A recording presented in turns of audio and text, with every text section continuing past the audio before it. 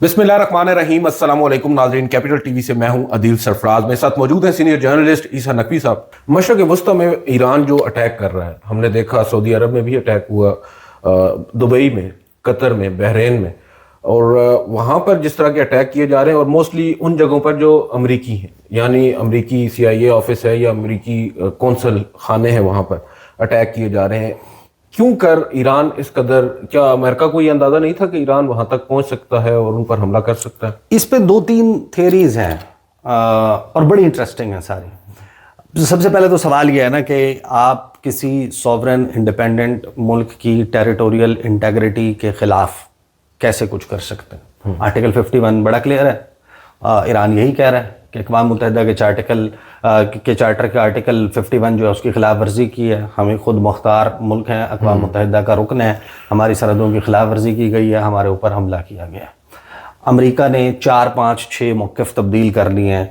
हमने जनाब वो न्यूक्लियर बॉम्ब बना रहे थे उसकी वजह से किया है, नहीं जनाब हमने वहाँ पर इसलिए किया है क्योंकि वो हमारे ऊपर पहले अटैक करने वाले थे, नहीं जनाब हमने इसलिए किया क्योंकि इसराइल ने कर दिया था, तो अब क्योंकि जवाब हमारे पे आना था तो हमें एक दरमियान में कूदना पड़ा।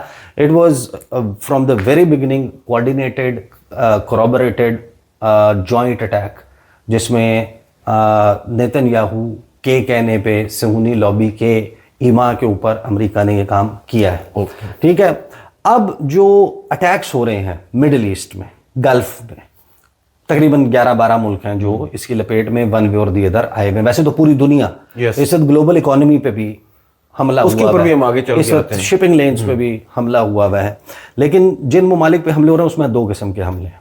अब एक हमला वो है जिसको ईरान ओन कर रहा है कि हमने किया है और हमने इस वजह से किया है, और फिर कुछ ऐसे हमले हैं जो मुसाद के स्लीपर सेल्स और उसके नेटवर्क्स। देखें, जब आप कहते हैं कि सैयद अली खामनाई कब इस ऑफिस में, इस मकाम पर, इस शख्स के साथ मौजूद होंगे, ये अमेरिका को पता चल रहा है।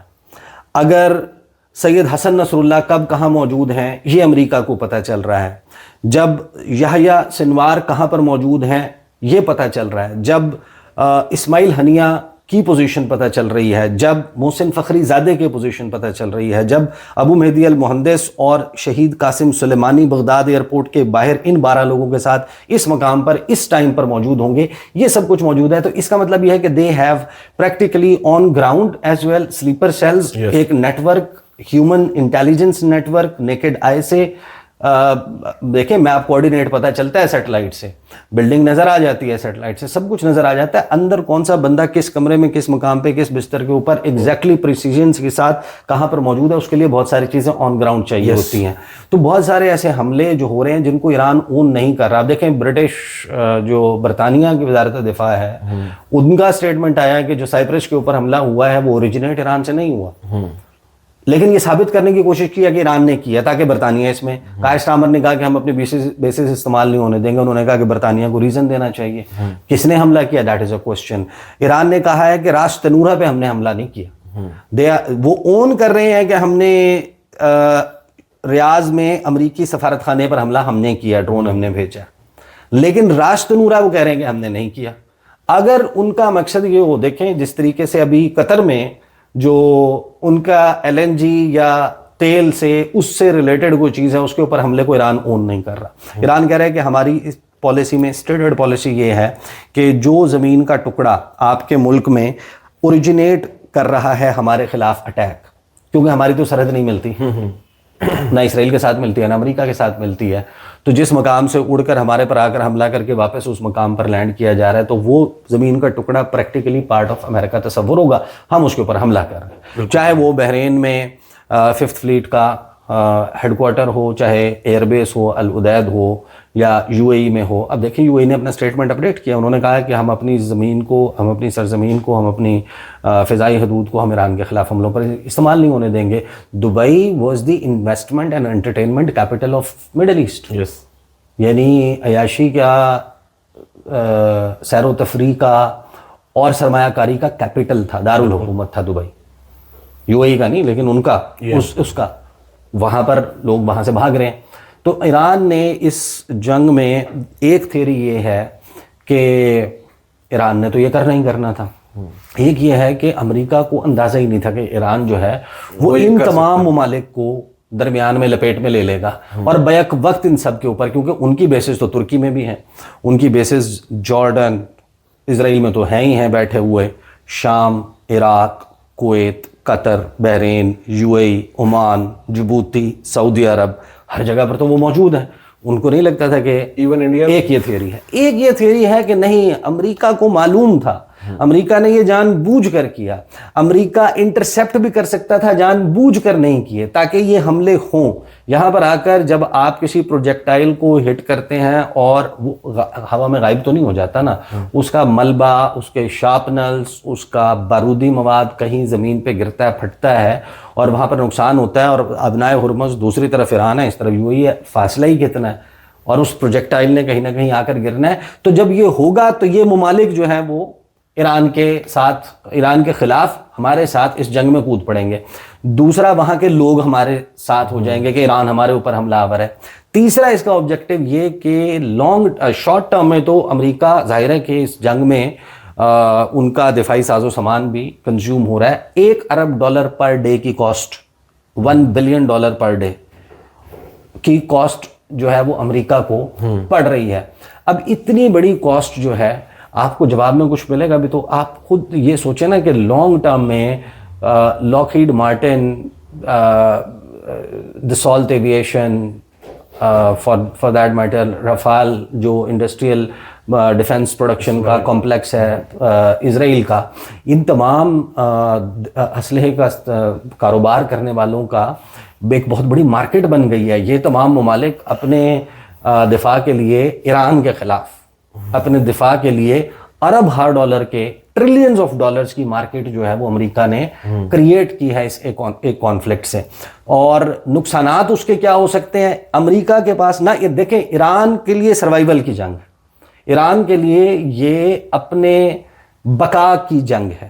بقا کی جنگ ہمیشہ ڈیفرنٹلی لڑی جاتی ہے، نہ ایران کے پاس ہارنے کا آپشن ہے، اور امریکہ اپنی ہیجمنی، امریکہ اپنا سپر پاور کا اسٹیٹس سب کچھ کھو دے گا، کچھ اس کے پلے اس پہ نہیں بچے گا، کیونکہ اس کے اپنے اتحادی اس سے علیحدہ ہو گئے ہیں، اور چائنا اور رشیا جو ہے وہ پھر they will become the centre of power پوری دنیا میں، وہ اس پہ کھڑے ہوں گے۔ چائنا نے کب کس ملک کے اوپر حملہ کیا؟ آپ لسٹ اٹھا کے دیکھ لیں، پچھلے 20 سال میں امریکہ نے دنیا بھر میں کہاں پر حملہ کیا ہے، کس کس ملک پہ حملہ کیا ہے، کیا کچھ کیا ہے۔ ابھی جب ہم بات کر رہے ہیں، مدظلہ الالی، میں جوک میں بات کر رہا ہوں، سیریس نہ لے لینا، چیئرمین پیس بورڈ نے ایک سوورن ملک کے صدر کو اغوا کیا ہے، اس پروسیس میں درجنوں لوگ مارے گئے ہیں، اور ایک ملک کے سپریم لیڈر کو اور ان کی قیادت کو کارپٹ بومنگ، سکول کی نہتی معصوم بچیاں جو ہیں ان کو شہید کیا ہے۔ آپ اندازہ لگا لیں کہ امریکہ جو ہے وہ، اگر امریکہ کے پاس بھی آپشن نہیں ہے، امریکہ یہ ہارتا ہے، یہاں سے جاتا ہے، تو پھر آپ دیکھیں گے آلریڈی گلوبل آرڈر جو ہے وہ تو تبدیل ہونا ہے۔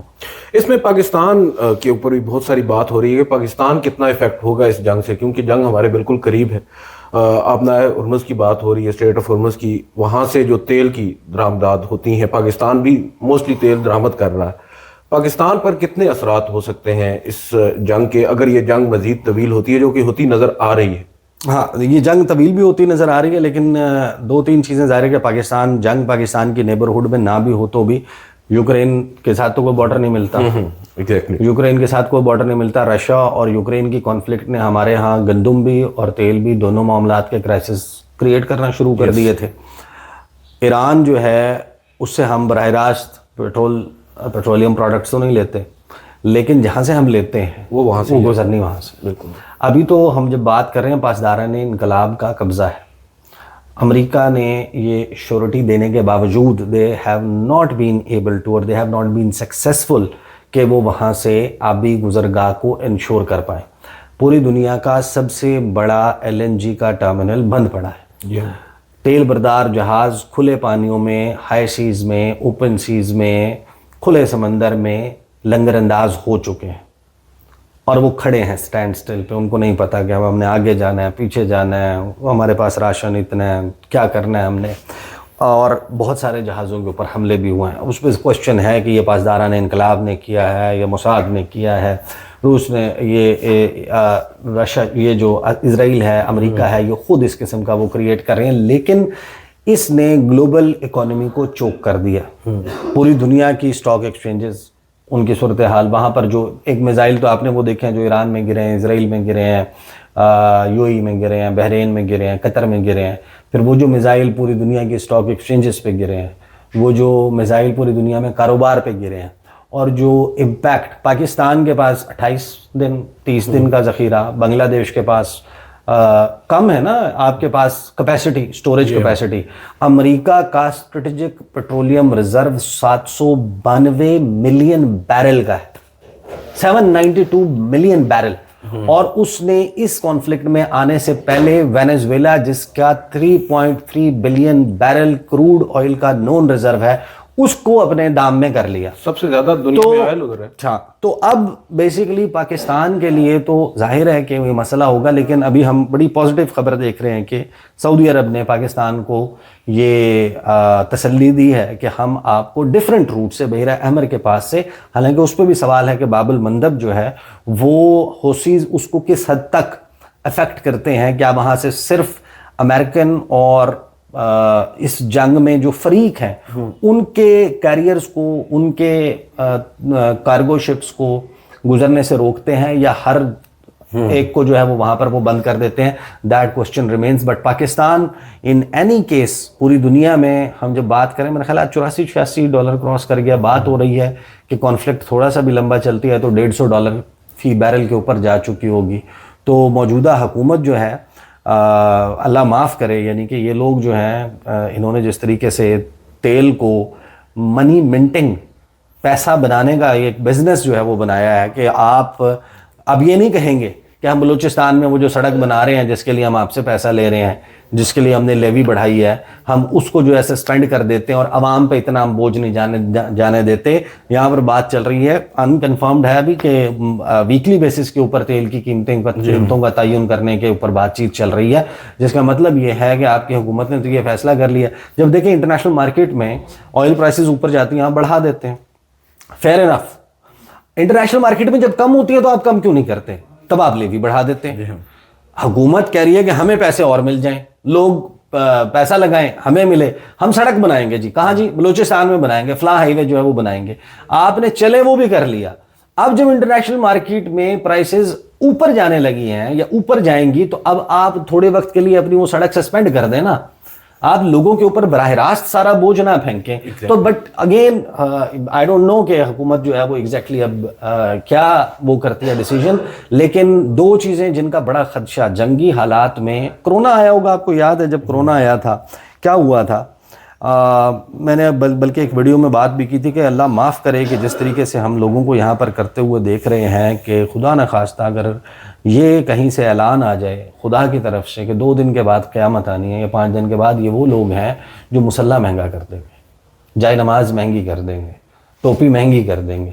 کیوں کر دیں گے جی؟ مطلب آپ اندازہ لگائیں کہ کرونا جیسے وقت میں وہ جو ماسک آج 20 روپے کا ملتا ہے، وہ آپ کو منتیں کرنے کے بعد بھی 400 روپے کا نہیں ملتا تھا.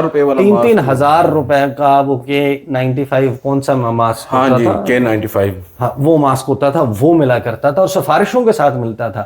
جو آپ سے 3,000 روپے میں وہ کپڑے والا ماسک دے رہا ہوتا تھا، وہ یوں ثابت کرتا تھا میں تم پہ احسان کر رہا ہوں. تو جو پینک بائنگ ہے، اگر خدا نہ خواستہ وہ ٹریگر ہوتی ہے، لوگوں کو بلکہ ایجوکیٹ کرنے کی ضرورت ہے کہ آپ نے یہ نہیں کرنا کہ آپ بازار جا کے جناب راشن جو ہے وہ اس کو سٹاک اپ کرنا شروع کر دیں. آپ کہیں کہ جناب میں پیٹرول خرید کے رکھ لیتا ہوں اور میں نے آج ہی اپنی گاڑی کا پیٹرول سارا کے سارا ٹینکی فل کرنی ہے. وہ نہیں چلے گی. اگر یہ کانفلکٹ اس طریقے سے بڑھتی ہے، خدا نہ خواستہ سپلائی لائن رک جاتی ہے، آپ جتنا تیل اکٹھا کر لیں، آپ کے پاس پاکستان کے پاس 28 دن سے زیادہ ذخیرہ کرنے کی کیپیسٹی نہیں ہے، تو آپ کے پاس تو بالکل ہی نہیں ہے. تو یہ مت کریں، پورے ملک کو اس میں نہ ڈالیں. میرا خیال ہے کہ ابھی ظاہر ہے کہ پاکستان پہ اس کا برنٹ آئے گا. اچھا لاسٹلی اگر آپ کے پاس ٹائم ہے تو میں ایک اور سوال ہے میرا خیال ہے کہ ہم اس کو آگے کے لیے اٹھا رکھتے ہیں، اس کو آگے چل کے، کیونکہ ایک اور بڑا انٹرسٹنگ ٹاپک ہے، اور وہ سوال اس وجہ سے بھی انٹرسٹنگ ہے کہ ایک نہیں بلکہ 4 مختلف ممالک کو توڑنے کی بھی بات ہو رہی ہے. اس پر ہم عیسیٰ نقوی صاحب سے دوبارہ ٹائم لیں گے اور ان سے بات کریں گے. آج کے اس ولاگ سے اتنا ہی. مجھے اور عیسیٰ نقوی صاحب کو اجازت دیجیے. اللہ حافظ.